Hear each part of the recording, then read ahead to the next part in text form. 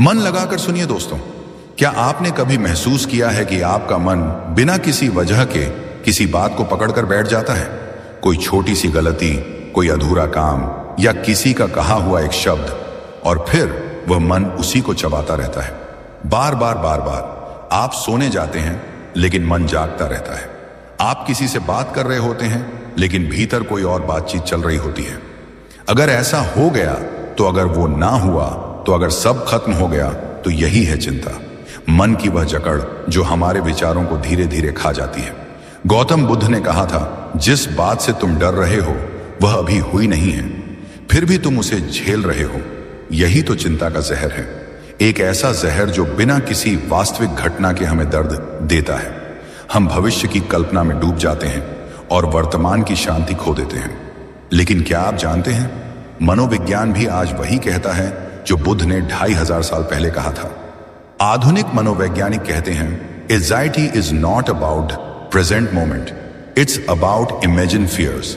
यानी चिंता कभी वर्तमान में नहीं होती, वह हमेशा एक काल्पनिक भविष्य से जुड़ी होती है।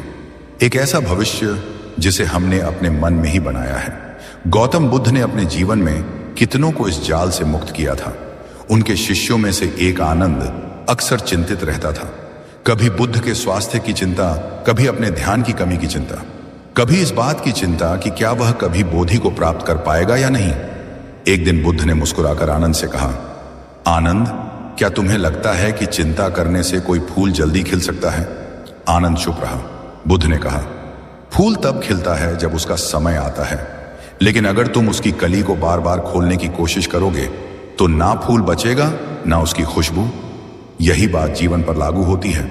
हम चीजों को जल्दी करना चाहते हैं। हम चाहते हैं कि भविष्य हमारे अनुसार चले, लेकिन जब ऐसा नहीं होता तो चिंता हमें घेर लेती है। हम खुद को कोसते हैं, सोचते हैं कि कुछ गलत है हमारे साथ, लेकिन असल में गलत कुछ नहीं होता। गलत केवल हमारी सोचने की दिशा होती है। आधुनिक मनोविज्ञान बताता है कि चिंता तब जन्म लेती है जब दिमाग थ्रेट मोड में फंस जाता है। यानी मस्तिष्क ये मान लेता है कि कोई खतरा है, चाहे वह असली हो या सिर्फ कल्पना। इस अवस्था में हमारा एमडाला नाम का हिस्सा लाल बत्ती की तरह जल उठता है और शरीर को संकेत भेजता है, डर जाओ, कुछ गलत हो सकता है। हमारा दिल तेज धड़कता है, सांस उखड़ती है और सोच बिखर जाती है। लेकिन बुद्ध का कहना था, जब तुम अपने विचारों को देखना सीख जाओगे तो चिंता केवल एक लहर बन जाएगी जो आती है और चली जाती है। बुद्ध ने चिंता को खत्म करने का नहीं, उसे समझने का रास्ता बताया। उन्होंने कहा था, विचारों को रोको मत, उन्हें आते जाते देखो। वे बादल हैं, तुम आकाश बनो। यह कथन सुनने में सरल लगता है, पर इसके भीतर पूरा मनोवैज्ञानिक विज्ञान छिपा है, क्योंकि आधुनिक माइंडफुलनेस थेरेपी भी इसी सिद्धांत पर चलती है। थेरेपी कहती है, observe your thoughts without judging them. यानी जो बुद्ध ने ध्यान के माध्यम से सिखाया, वही आज दुनिया की सबसे प्रभावी मनोवैज्ञानिक तकनीक मानी जाती है। कल्पना कीजिए, आप एक नदी के किनारे बैठे हैं। नदी का पानी बह रहा है, उसमें कभी पत्ते, कभी मिट्टी, कभी फूल बहते जा रहे हैं। आप बस देखते जा रहे हैं, लेकिन कुछ पकड़ते नहीं। बुद्ध ने कहा, मन को उसी तरह देखो, विचार आएंगे जाएंगे, पर जब तक तुम उन्हें पकड़ते नहीं, वे तुम्हें छू नहीं सकते। यही देखने की कला ध्यान मेडिटेशन है, और यही चिंता का अंत भी है। बुद्ध के समय में एक व्यापारी था जिसका सारा जीवन चिंता में बीता। वो सोचता रहता था, अगर मेरा व्यापार गिर गया तो, अगर परिवार ने मुझसे मुंह मोड़ लिया तो, अगर मैं मर गया तो सबका क्या होगा।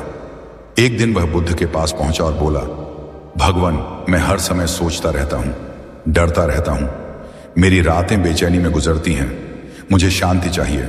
बुद्ध ने उससे पूछा, जब तुम सोचते हो क्या तुम्हारे विचार वास्तविकता को बदल देते हैं? व्यापारी बोला, नहीं, वे तो बस मुझे डराते हैं। बुद्ध ने कहा, तो तुम विचारों के गुलाम बन गए हो। अब तुमको यह सीखना है कि विचार तुम्हारे सेवक हैं, मालिक नहीं। यही आधुनिक मनोविज्ञान में कॉग्निटिव बिहेवियरल थेरेपी सीबीटी का मूल सिद्धांत है। सीबीटी कहती है, थॉट्स आर नॉट फैक्ट्स। विचार केवल विचार हैं, वे सच्चाई नहीं हैं। और जब इंसान इस बात को समझ लेता है तो उसके भीतर एक नई आजादी जन्म लेती है। वह अब अपने मन से डरता नहीं, बल्कि उसे देखना सीख जाता है। गौतम बुद्ध के शब्दों में, मन को नियंत्रित कर लो, बाकी सब स्वतः नियंत्रित हो जाएगा। क्योंकि जब मन शांत होता है तो दुनिया शांत दिखने लगती है। जब मन भय से मुक्त होता है तो जीवन एक खेल बन जाता है। आज के युग में जब हर व्यक्ति कुछ ना कुछ चिंता में जी रहा है, यह बुद्ध की शिक्षा पहले से भी अधिक प्रासंगिक हो गई है। हम सोचते हैं कि चिंता करने से हम तैयारी कर रहे हैं, पर असल में चिंता हमें थका देती है, हमारी ऊर्जा खत्म कर देती है। बुद्ध ने कहा, चिंता उस चीज को नहीं रोकती जो आने वाली है, बल्कि उस शांति को नष्ट कर देती है जो अभी है। और यही आज के मनोविज्ञान का भी सत्य है। कई शोध बताते हैं कि हमारे 80% विचार दोहराए जाते हैं और उनमें से लगभग 70% नकारात्मक होते हैं। मतलब हम खुद ही अपने भीतर एक जाल बुनते हैं और फिर उसी में फंस जाते हैं। लेकिन जब हम बुद्ध की तरह जागरूक होकर देखना शुरू करते हैं तो हमें पता चलता है कि चिंता हमारे बाहर नहीं, हमारे भीतर है, हमारी रिएक्शन में, हमारी अवेयरनेस की कमी में। चिंता कोई बाहरी दुश्मन नहीं है, वह हमारी सोचने की आदत का परिणाम है। और बुद्ध की शिक्षाएं और मनोविज्ञान दोनों कहते हैं इस आदत को तोड़ा जा सकता है। कैसे? यही हम इस पूरी यात्रा में समझेंगे। हम जानेंगे कि बुद्ध ने कैसे अपने शिष्यों को चिंता के जाल से मुक्त किया और मनोविज्ञान कैसे बताता है कि हम उस अवस्था को आज के युग में दोबारा पा सकते हैं। तो बने रहिए, क्योंकि यह सिर्फ एक कहानी नहीं, यह एक आंतरिक क्रांति की शुरुआत है। यह वीडियो केवल आपके कानों के लिए नहीं, आपकी आत्मा के लिए है। क्योंकि जब आप बुद्ध के शब्दों को मनोविज्ञान के आईने से देखेंगे तो आपको समझ आएगा कि चिंता कोई श्राप नहीं, बल्कि एक निमंत्रण है स्वयं को देखने का। कभी आपने गौर किया है कि चिंता अचानक नहीं आती, वो धीरे धीरे रेंगती है, जैसे कोई साया जो आपके पीछे पीछे चलता है। पहले वह एक छोटा सा विचार बनती है, अगर यह काम समय पर नहीं हुआ तो फिर वह विचार दोहराया जाता है, फिर उस दोहराव से डर पैदा होता है और फिर वह डर स्थायी रूप ले लेता है। यही चिंता है, वह विचारों के बार बार घूमने से बनी एक मानसिक लहर है जो हमें अपने नियंत्रण में ले लेती है। गौतम बुद्ध ने कहा था, जो मन को जीत लेता है वह संसार को जीत लेता है, और जो मन से हार जाता है वह हर चीज से हार जाता है। बुद्ध जानते थे कि चिंता का स्रोत बाहर नहीं भीतर है।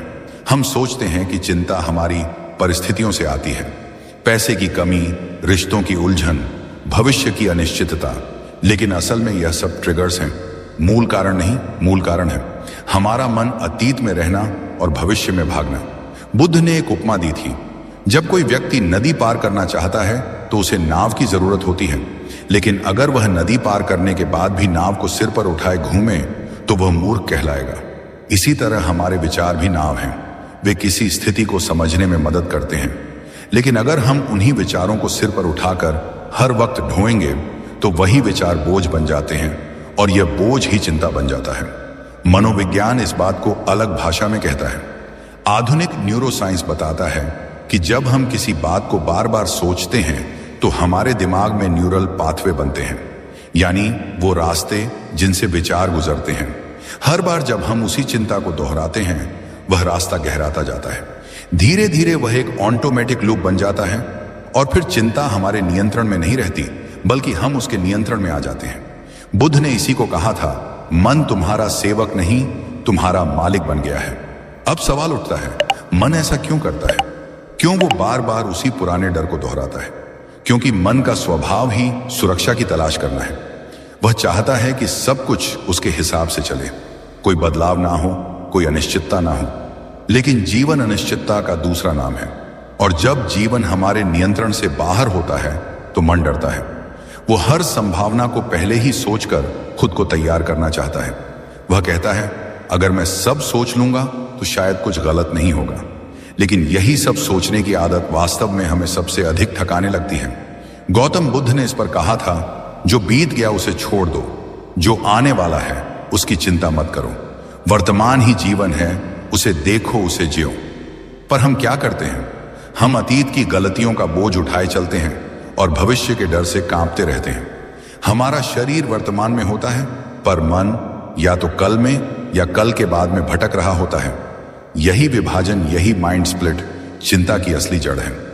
आधुनिक मनोविज्ञान इसे कॉग्निटिव डिस्टॉर्शन कहता है, यानी मन की वो प्रवृत्ति जो वास्तविकता को गलत तरीके से देखने लगती है।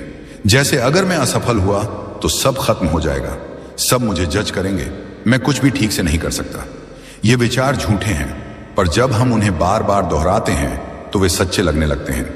यहीं से चिंता अपनी पकड़ मजबूत करती है।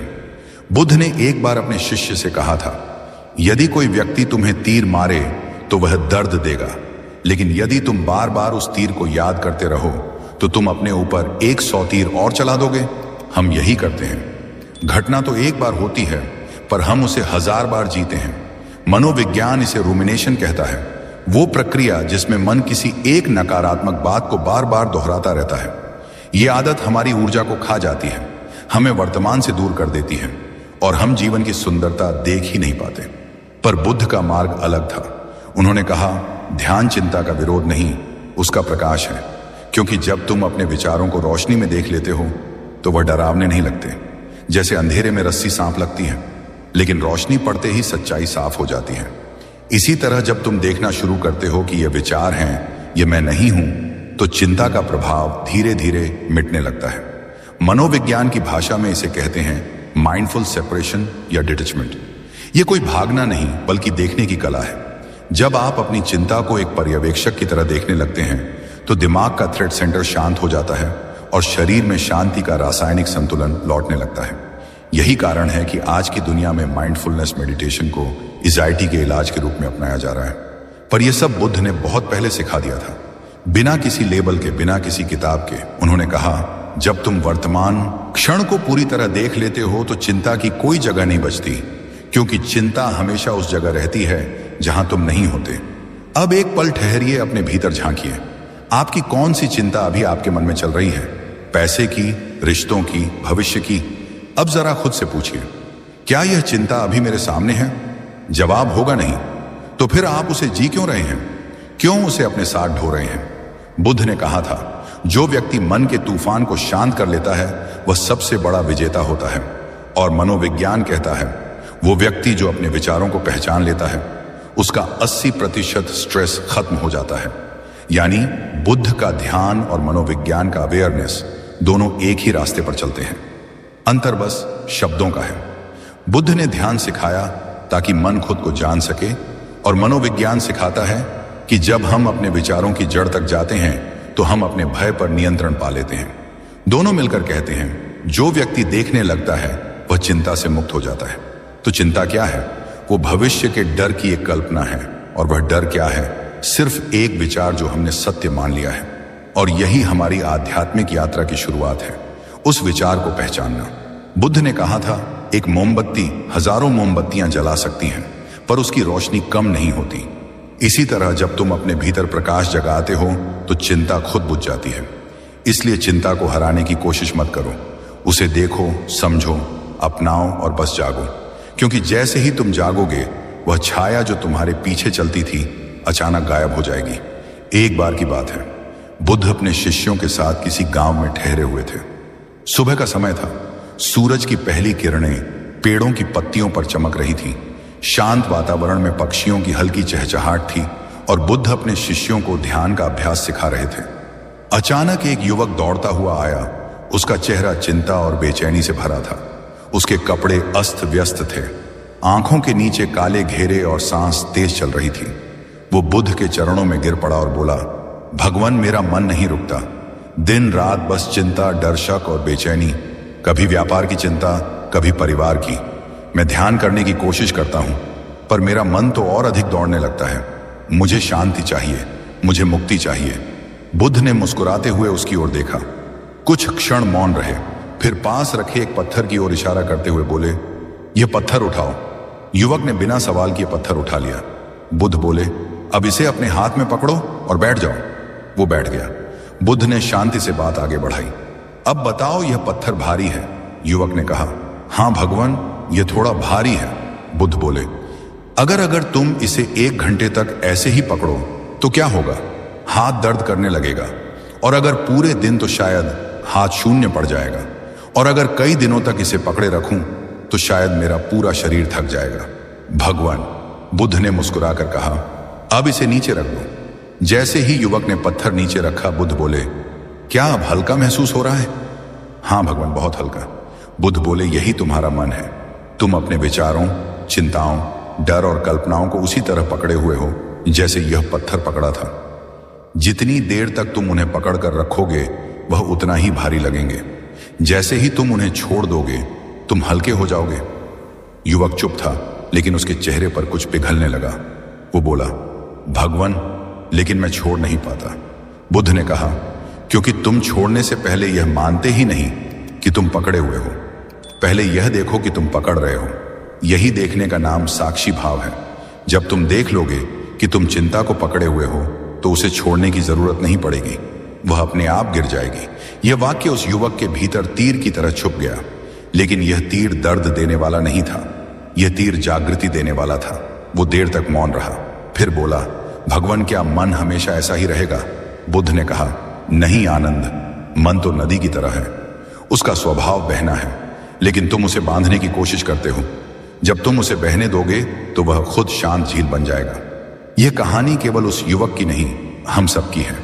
हर इंसान के हाथ में एक मानसिक पत्थर है। किसी के हाथ में पैसे की चिंता, किसी के हाथ में रिश्तों का डर, किसी के हाथ में भविष्य की असुरक्षा। हम उसे पकड़े रहते हैं और सोचते हैं कि कभी हल्का महसूस नहीं होता, पर सच तो यह है कि हल्कापन छोड़ने में है, पकड़ने में नहीं। मनोविज्ञान भी यही कहता है। आधुनिक थेरेपी में एक तरीका है जिसे कहते हैं acceptance and commitment therapy ACT. इसमें मनोवैज्ञानिक व्यक्ति को सिखाते हैं कि अपनी चिंता से लड़ो मत, उसे देखो, स्वीकार करो, क्योंकि जब आप किसी चीज से लड़ते हैं तो आप उसे और मजबूत बना देते हैं, लेकिन जब आप उसे देखने लगते हैं तो उसकी शक्ति खुद घटने लगती है। बुद्ध के समय यह एक्सेप्टेंस ध्यान का केंद्र था। उन्होंने कहा था, जिसे तुम स्वीकार कर लेते हो वह तुम्हें बांध नहीं सकता। युवक कुछ दिनों तक बुद्ध के साथ रहा। हर सुबह वह ध्यान में बैठता और अपने विचारों को देखता। पहले उसका मन बहुत दौड़ता, लेकिन धीरे धीरे वह देखने लगा कि विचार तो आते हैं और जाते हैं, पर वह जो उन्हें देख रहा है वह स्थिर है। एक दिन उसने बुद्ध से कहा, भगवान, अब भी विचार आते हैं, पर वे मुझे पकड़ नहीं पाते। वे जैसे आसमान में उड़ते बादल हैं और मैं नीला आकाश। बुद्ध मुस्कुराए और बोले, अब तुमने चिंता को नहीं हराया, बल्कि उसे समझ लिया, और समझना ही मुक्ति है। यह कहानी सिर्फ ध्यान की नहीं है, यह मनोवैज्ञानिक मुक्ति की कहानी है। क्योंकि जब इंसान पहचानना शुरू करता है कि वह चिंता नहीं है बल्कि चिंता को देखने वाला है, तो उसका पूरा मानसिक ढांचा बदल जाता है। मनोविज्ञान इसे मेटाकॉग्निशन कहता है, यानी अपने विचारों के ऊपर खड़े होकर उन्हें देखना। जब इंसान इस स्तर पर पहुंचता है तो उसकी चिंता अपनी ऊर्जा खो देती है।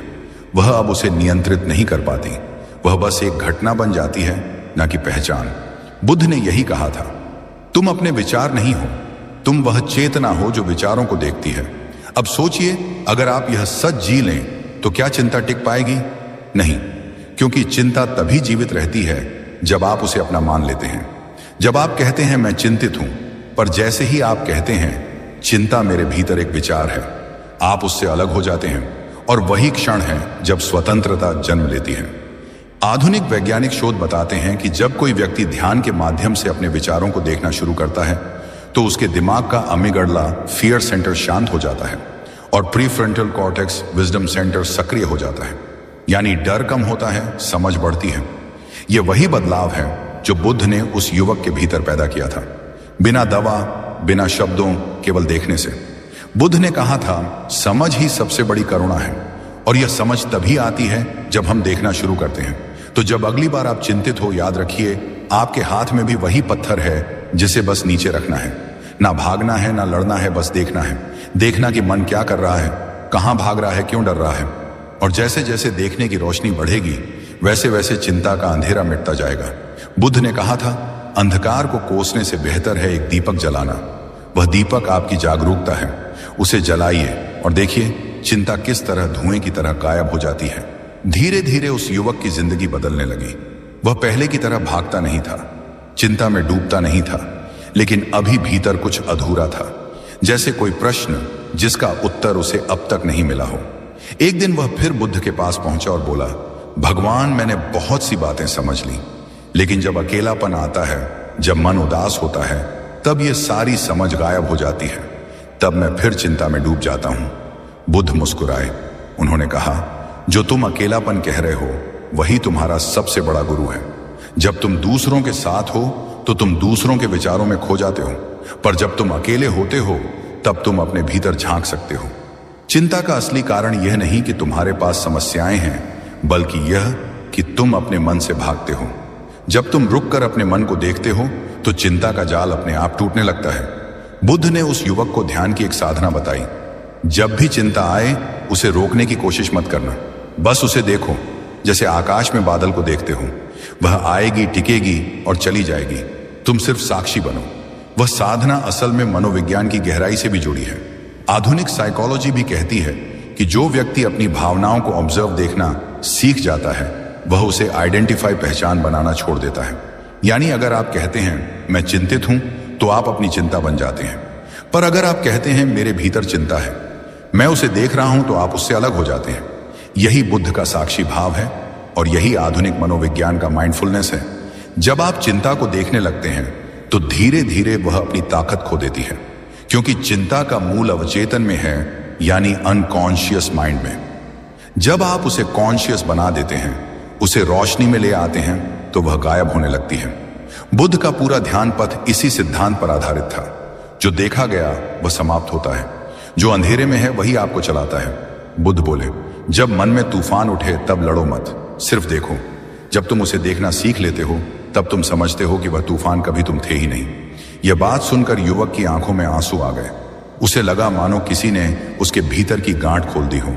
वह बोला, भगवान, तो क्या चिंता गलत नहीं है? बुद्ध ने कहा, नहीं, चिंता गलत नहीं है। वह केवल संकेत है कि तुम्हारा मन किसी बात से चिपका हुआ है।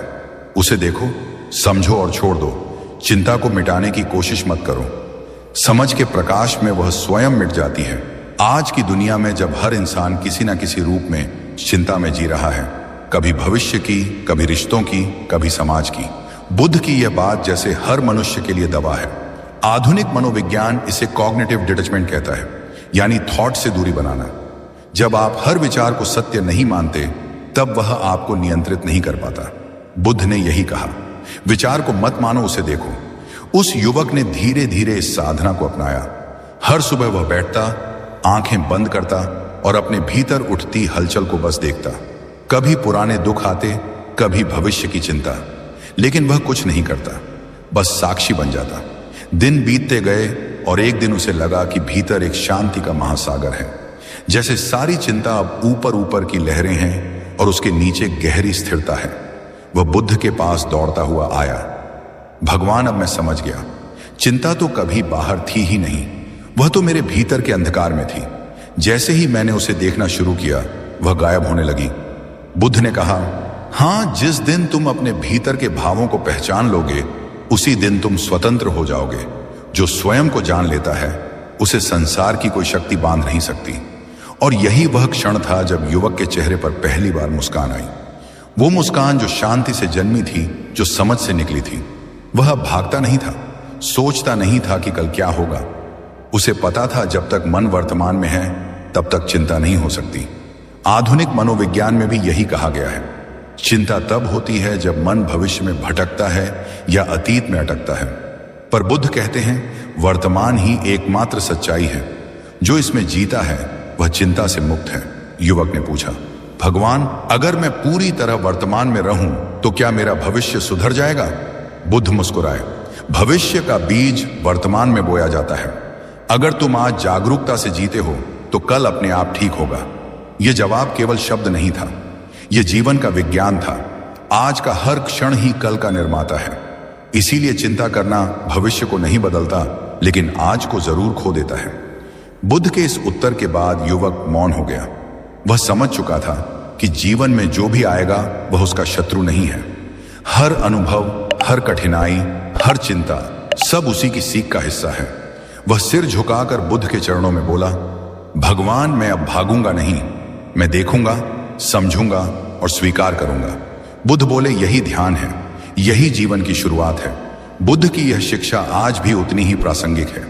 जब हम अपने विचारों और भावनाओं के साक्षी बन जाते हैं तो हम खुद के स्वामी बन जाते हैं। तभी चिंता एक दुश्मन से शिक्षक बन जाती है। तभी हम समझते हैं कि शांति बाहर नहीं, भीतर है। और यही वह क्षण है जब मनोविज्ञान और अध्यात्म एक हो जाते हैं। मनोविज्ञान कहता है तुम्हारे विचार तुम्हें बनाते हैं। बुद्ध कहते हैं तुम अपने विचार नहीं हो। दोनों ही सच्चाई के दो पहलू हैं, एक विज्ञान की भाषा में, दूसरा आत्मा की भाषा में। अगर आप भी अपने जीवन में चिंता से मुक्त होना चाहते हैं तो भागिए मत, रुकिए, देखिए और स्वीकार करिए। अपने मन को मित्र बनाइए, क्योंकि वही आपका सबसे बड़ा दर्पण है। धीरे धीरे उस युवक ने जो पाया वही हर इंसान पा सकता है, जब वह खुद को समझने की यात्रा पर निकलता है। क्योंकि बुद्ध ने कहा था, जिसने स्वयं को जीत लिया उसने संसार जीत लिया। अब वह युवक पूरी तरह से बदल चुका था। पहले जो मन हमेशा भागता था, अब शांत हो गया था। पहले जहां हर छोटी बात से बेचैनी उठती थी, वहां अब एक स्थिरता आ गई थी। लेकिन उसके भीतर अब एक नया सवाल जागा। क्या केवल अपनी चिंता मिटा लेना ही पर्याप्त है? क्या मेरी शांति का कोई अर्थ है?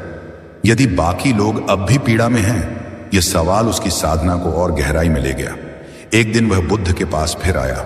उसने कहा, भगवान, मैं अब चिंता से मुक्त हूं, पर जब मैं दूसरों को चिंता, भय और दुख में देखता हूं तो मेरे भीतर फिर से बेचैनी उठती है। मुझे क्या करना चाहिए? बुद्ध मुस्कुराए। अब तुम्हारी साधना पूरी होने के करीब है। अब तुम अपने से सबके की ओर बढ़ रहे हो। यही वह मोड़ है जहां चिंता करुणा में बदल जाती है। युवक ने पूछा, लेकिन कैसे? चिंता और करुणा तो अलग अलग भाव हैं। बुद्ध ने कहा, नहीं, चिंता करुणा का ही विकृत रूप है। जब मन अंधकार में होता है तो वह करुणा को चिंता के रूप में महसूस करता है। जब वही मन प्रकाश में आता है तो चिंता प्रेम बन जाती है। यह बात सुनकर युवक स्तब्ध रह गया। बुद्ध आगे बोले, देखो, जब तुम किसी प्रिय व्यक्ति के लिए चिंतित होते हो तो तुम्हारे भीतर प्रेम होता है, पर उसके साथ भय जुड़ा होता है। भय यह कि उसे कुछ ना हो जाए, वह मुझे छोड़ ना दे, वह सफल हो या ना हो। यह भय ही उस प्रेम को चिंता में बदल देता है। अगर तुम उस भय को समझ लो, स्वीकार लो और छोड़ दो तो वही भावना करुणा बन जाती है। यही वह क्षण था जब युवक के भीतर गहराई से कुछ बदलने लगा। उसे एहसास हुआ कि वर्षों से वह जिस चिंता में जी रहा था वह दरअसल अधूरी करुणा थी, ऐसा प्रेम जो भय से बंधा था। आधुनिक मनोविज्ञान भी यही कहता है, हर चिंता के पीछे कोई ना कोई अपूर्ण भावनात्मक जुड़ाव छिपा होता है। कभी असुरक्षा, कभी अस्वीकार का डर, कभी असफलता का भय। जब आप उस भय को पहचानते हैं तो आप अपने मन की जड़ तक पहुंच जाते हैं, और वहीं से शुरू होती है असली हीलिंग, भावनात्मक रूपांतरण। बुद्ध ने उसे सिखाया, जब तुम्हें किसी के लिए चिंता हो तो प्रार्थना करो, ना कि डर। प्रेम करो पर पकड़ो मत। चिंता किसी को बचा नहीं सकती, लेकिन करुणा किसी को दिशा दे सकती है। इस शिक्षा ने युवक का जीवन ही बदल दिया। अब वह सिर्फ अपने मन को शांत करने के लिए ध्यान नहीं करता था, वह ध्यान करता था ताकि उसके भीतर की शांति दूसरों के जीवन में भी प्रकाश बन सके। वह हर सुबह गांव के किनारे बैठकर ध्यान करता और जो भी वहां आता उसे बस यह कहता, मैं तुम्हें कोई समाधान नहीं दूंगा, बस तुम्हारे साथ बैठूंगा ताकि तुम्हारा मन अपने भीतर झांक सके। धीरे धीरे गांव में एक परिवर्तन शुरू हुआ। जो लोग पहले चिंता और भय से भरे थे, अब उनके भीतर भी शांति के बीज अंकुरित होने लगे। क्योंकि जब एक व्यक्ति शांत होता है तो उसकी शांति आसपास के लोगों को भी छूती है। मनोविज्ञान इस बात को इमोशनल कॉन्टेजन कहता है। भावनाएं संक्रामक होती हैं। अगर आप बेचैन हैं तो आपकी बेचैनी दूसरों तक जाती है। अगर आप शांत हैं तो आपकी शांति भी फैलती है। और यही वह अदृश्य ऊर्जा है जिसे बुद्ध मैत्री भावना कहते थे, सभी के प्रति प्रेम और शुभ भाव। बुद्ध ने अपने शिष्यों से कहा था, जैसे एक दीपक हजारों दीपक जला सकता है और उसकी लौ कम नहीं होती, वैसे ही एक शांत मन हजारों चिंतित मनों को दिशा दे सकता है। वह युवक अब एक दीपक बन चुका था। अब उसके भीतर चिंता नहीं, करुणा थी। उसके चेहरे पर एक मुस्कान थी जो किसी उपलब्धि की नहीं बल्कि समझ की थी।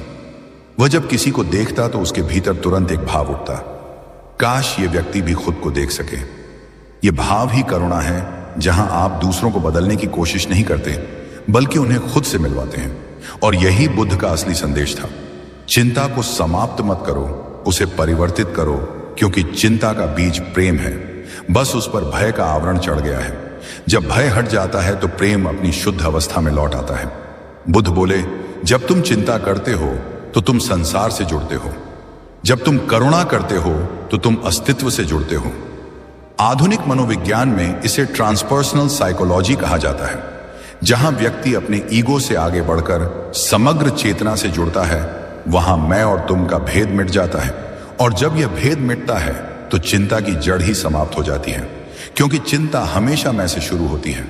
मुझे क्या होगा, मेरे साथ ऐसा क्यों, मैं कैसे संभालूं। लेकिन जैसे ही मैं पिघलता है, चिंता भी पिघल जाती है। अब वह युवक जब किसी चिंतित व्यक्ति को देखता तो वह सिर्फ यही कहता, तुम्हें कुछ करने की जरूरत नहीं है, बस अपने मन को समझो। जो तुम महसूस करते हो उसे देखो, जो तुम देख लोगे वही तुम्हें मुक्त कर देगा। धीरे धीरे उसने देखा कि उसके आसपास के लोग बदलने लगे हैं। गांव में अब पहले जैसी बेचैनी नहीं थी, लोगों में संवाद बढ़ गया था। लोग एक दूसरे की बातें सुनने लगे थे और यह सब किसी प्रवचन से नहीं बल्कि एक व्यक्ति की शांत उपस्थिति से हुआ था। बुद्ध ने जब यह देखा तो उन्होंने कहा, अब तुम केवल शिष्य नहीं रहे, अब तुम साधक हो। तुम्हारे भीतर जो शांति है वह अब दूसरों के लिए भी आश्रय बन गई है। यह सुनकर युवक ने नमन किया और कहा, भगवान, मैं अब समझ गया। चिंता कोई शाप नहीं थी, वह तो मेरे भीतर छिपे प्रेम की आवाज थी। जब मैंने उसे समझा तो वह मेरे लिए मार्ग बन गई। बुद्ध ने कहा, यही धर्म है। हर पीड़ा तुम्हें या तो गिरा सकती है या तुम्हें गढ़ सकती है। निर्णय तुम्हारे भीतर है। और उस दिन से वह युवक लोगों को चिंता मिटाने की विधि नहीं सिखाता था, वह उन्हें जीवन देखने की दृष्टि देता था। धीरे धीरे उसके शिष्य भी बनने लगे। कोई गृहस्थ था, कोई व्यापारी, कोई साधु नहीं, पर सबके भीतर एक ही भावना थी, हम खुद को और अपने मन को समझना चाहते हैं। वह कहता, चिंता तब तक जीवित रहती है जब तक तुम उससे भागते हो। जब तुम उसे गले लगा लेते हो तब वह शिक्षक बन जाती है। यह सुनकर कई लोग रो पड़ते, क्योंकि वे पहली बार किसी ने उन्हें तोड़ने की नहीं समझने की बात कही थी। सुबह का समय था, आकाश पर हल्की लालिमा छाई थी। युवक जो अब एक साधक बन चुका था, बुद्ध के चरणों में बैठा था। उसकी आंखों में अब कोई भय नहीं था, कोई बेचैनी नहीं थी, सिर्फ एक गहराई थी, जैसे शांत झील के तल में सब प्रतिबिंब साफ दिखते हों। बुद्ध ने उसे देखा और कहा, अब बताओ तुम्हें जीवन कैसा दिखता है। युवक बोला, पहले मैं सोचता था कि जीवन दुखों से भरा है, फिर लगा कि चिंता से मुक्ति ही शांति है। लेकिन अब समझ आया है कि शांति केवल चिंता का अभाव नहीं, बल्कि एक ऐसी जागरूकता है जहां चिंता की कोई जरूरत ही नहीं रहती। बुद्ध मुस्कुराए, उन्होंने कहा, सही कहा। जिस दिन तुम समझ जाओगे कि चिंता का कोई उद्देश्य नहीं है, उस दिन तुम्हारे भीतर से उसकी जड़ हमेशा के लिए कट जाएगी। वह युवक अब अपने पुराने रूप में नहीं था, वह अब स्वयं में स्थिर हो गया था। वह समझ चुका था कि दुनिया में हर चीज अस्थायी है, धन, रिश्ते, सम्मान, यहां तक कि शरीर भी। लेकिन जो स्थायी है वह केवल साक्षी है। वह जो देखता है, महसूस करता है, पर बनता नहीं। एक दिन वह अकेले जंगल के बीच बैठा था। हवा पेड़ों को झुला रही थी, पत्ते सरसराहट कर रहे थे। वह आंखें बंद करके ध्यान में बैठा और भीतर पूछा, क्या मैं वास्तव में कभी चिंतित था? और अचानक उसे लगा, नहीं, चिंता तो केवल मन का खेल थी। वह केवल विचारों की एक लहर थी और मैं हमेशा उस लहर से परे था। उस पल उसके भीतर एक मौन विस्फोट हुआ, जैसे वर्षों की सारी बेचैनी एक साथ पिघल गई हो। उसके चेहरे पर आंसू बहने लगे, ना दुख के बल्कि उस सच्चाई के जो उसे भीतर से मुक्त कर गई थी। वह अब समझ चुका था, चिंता की जड़ अज्ञान है और उसका अंत जागरूकता में है। बुद्ध के पास लौटकर उसने कहा, भगवान, मैं अब देख सकता हूं कि चिंता कभी बाहर की चीज नहीं थी, वह तो मेरी कल्पना की परछाई थी। मैंने उसे सच मान लिया और वह मेरे जीवन का हिस्सा बन गई। बुद्ध ने कहा, यही माया है। मन कल्पना करता है और तुम उसे सत्य समझ लेते हो, फिर तुम उसी कल्पना से डरते हो, उसी से भागते हो और उसी के कारण अपनी वास्तविकता खो देते हो। पर जिस क्षण तुम देख लेते हो कि यह सब मन का खेल है, उस क्षण सब खत्म हो जाता है, तुम मुक्त हो जाते हो। यह कोई साधारण मुक्ति नहीं थी, यह वह मुक्ति थी जो आत्मा को नया जन्म देती है, जहां चिंता, भय, क्रोध सब जैसे हवा में विलीन हो जाते हैं। उस दिन से वह युवक बुद्ध के पास कम और अपने भीतर ज्यादा रहने लगा। वह हर क्षण को पूर्णता से जीता। अगर कोई उससे पूछता, तुम्हारा जीवन अब कैसा है, वह बस मुस्कुरा देता और कहता, शांति अब कोई अनुभव नहीं रही, यह मेरा स्वभाव बन गई है। वह दूसरों से कहता, चिंता का विरोध मत करो, उसे समझो, वह तुम्हें तोड़ने नहीं जगाने आई है। धीरे धीरे उसके पास आने वाले लोग भी बदलने लगे।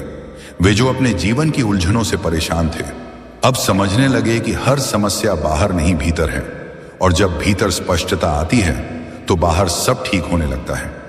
यह बात आधुनिक मनोविज्ञान भी स्वीकार करता है। हर एंजाइटी डिसऑर्डर की जड़ केवल विचारों की गलत व्याख्या है।